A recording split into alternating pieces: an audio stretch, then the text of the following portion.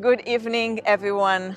Thank you so much for coming this evening for our special event for Healing Israel with Brothers in Yoga. My name is Neta, and I'm the co-founder of Brothers in Yoga, which started just 2.5 years ago in Israel.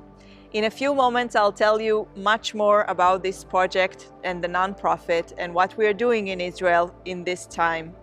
But right now, I want us to start with a short practice together. So I invite you all to stand up.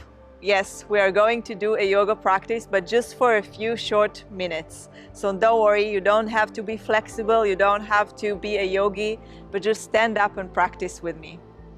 So while we're standing, I want you and invite you to be fully aware of your feet touching the ground right now. And if you're brave enough and you want to take your shoes off, that's okay. If not, that's also fine. But just bring all your awareness to your feet touching the ground and try to really spread your toes and even play with your weight a little bit from one leg to the other, starting to connect our awareness of the body with the earth, with the ground. This is a very simple grounding exercise we're starting with brothers and sisters in yoga. And from here, I invite you to think right now, as weird as it sounds, about something that was maybe made you angry today or made you upset. Just think and put this one thing that you find in your mind right now. And even let that feeling to be in your body, if possible. And we're going to start bouncing our knees up and down, while we're bringing our arms back and forth, all the way forward, all the way backwards. Imagine that you are going with this anger all the way, jumping to the sky or jumping further away. And we're going to keep this anger in our body just in a moment while balancing on our toes. And this exercise is called the shouting lion. Brothers and sisters in yoga really like this exercise because it allows us to release so much tension out. So take this tension, take this anger, and take it all the way up to your toes. Make fists in your hands. Tense your muscles in the arms, in the legs, in the buttocks, all in the body, even in the face. Make an angry face. Take another inhalation, air in. Counting to 3, we're going to shout it to the ground. 3, 2, 1. Rah!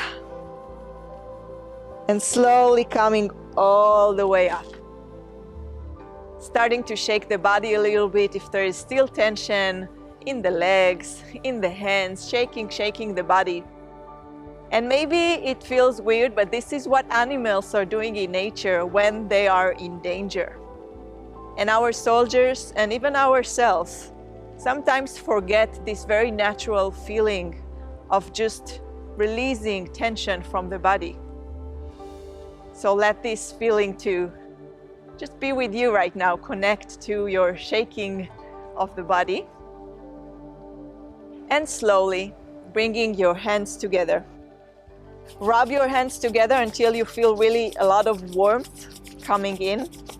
You can even bring your eyes to look at your hands, this movement, these healing hands that you have. Take another inhalation in, and as you exhale the air out, you can close your eyes and gently cover your eyes with the hands and allow your head to come all the way down. While your head is down, supported by your hands, take another deep breath there, in and out. Beautiful. Feeling that support, these healing hands with so much power. And slowly taking your head all the way up and start to massage with your fingers around the eyebrows, the forehead, taking your fingers towards the temples, to the sides of your eyes. We are massaging and awakening now the nervous system that is really in charge of relaxation especially the vagus nerve, if you know that one. Taking the fingers all the way down towards the chin, towards the jaw, taking the joints of the jaw from side to side, stretching the ears. Beautiful. And just release the hands down for a moment, rolling the shoulders a few times backwards, allowing the chest to open. This is a very simple warming exercise for our breathing muscles. Beautiful.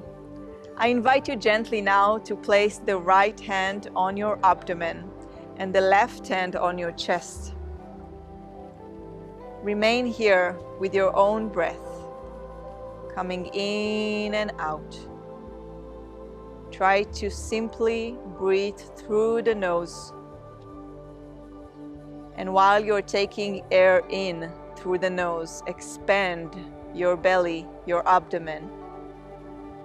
And while you are exhaling the air, squeeze the abdomen muscles all the way in. 2 more times like that. Inhale, abdomen out. Exhale, abdomen in. 1 more time. Inhale, abdomen out, and expand even to the chest, to the heart. And slowly and fully exhale, squeezing all the air out. Beautiful. This is a simple but full yogic breath. Try to take that home with you. Thank you. So right now, I'm in the basketball hall where we practice yoga in our retreat center that became one with Glow Glamping Company in the middle of Ramat Gan in the Maccabi World Union Village.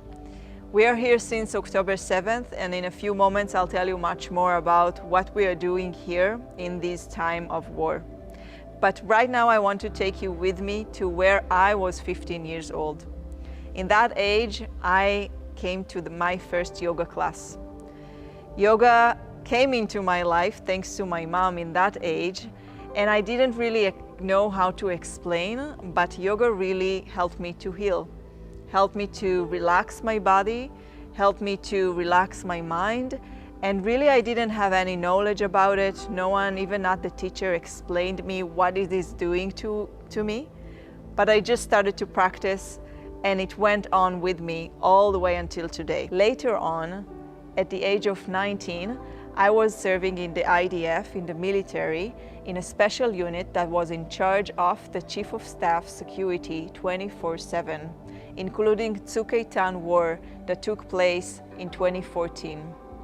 The yoga practice that my body remembered was a way to connect with myself again and again and release tension and back pain from my body in a daily basis. Today I can tell you that this probably prevented much worse injury that I might have had without the supporting tools that I had thanks to yoga. After army, I was traveling in the world to the farthest that I could in order to find peace within, and I didn't want to live in Israel once again.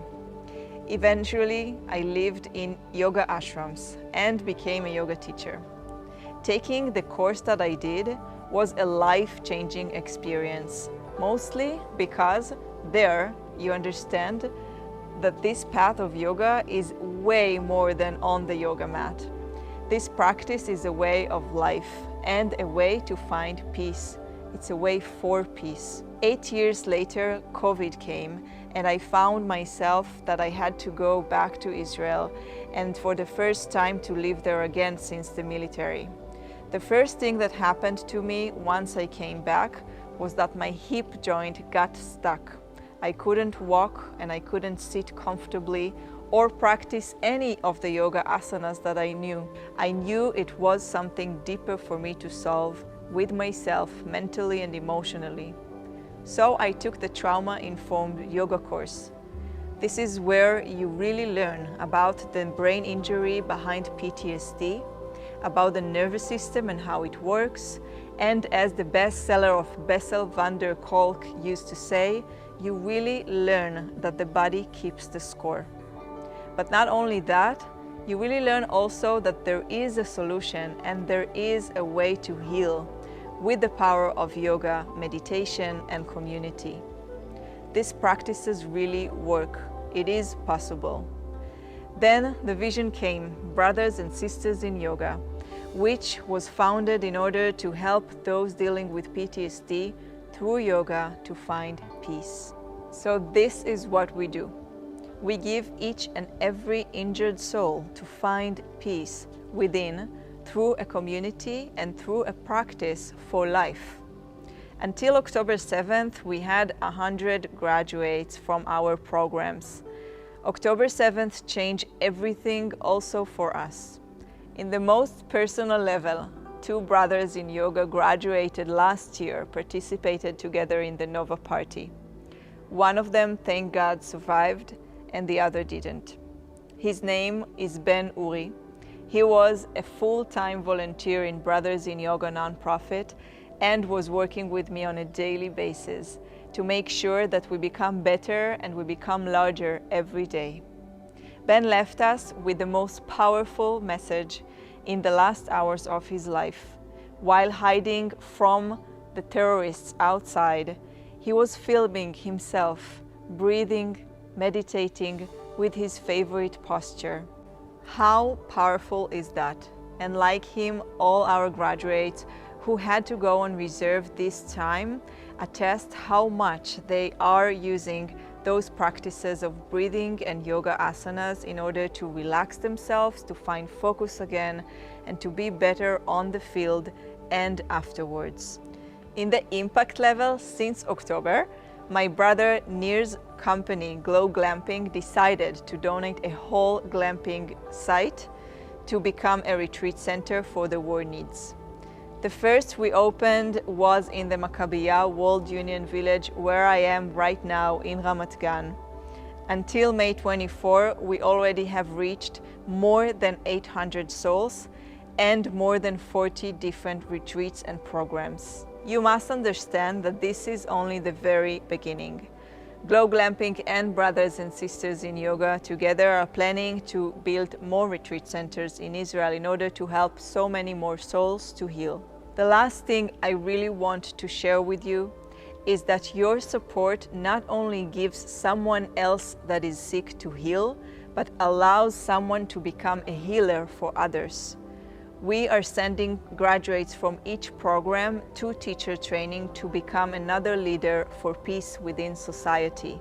This evening, I invite each one of you to decide how you want to become part of this growing community. Thanks to you, one more graduate will become a teacher tomorrow, or one group of soldiers will find a whole healing process. We are helping families from the Gaza envelope, Nova survivors, soldiers, reserves, veterans, and others. Thanks to you, the mission will keep spreading the light of peace, soul after soul, to the whole country and beyond.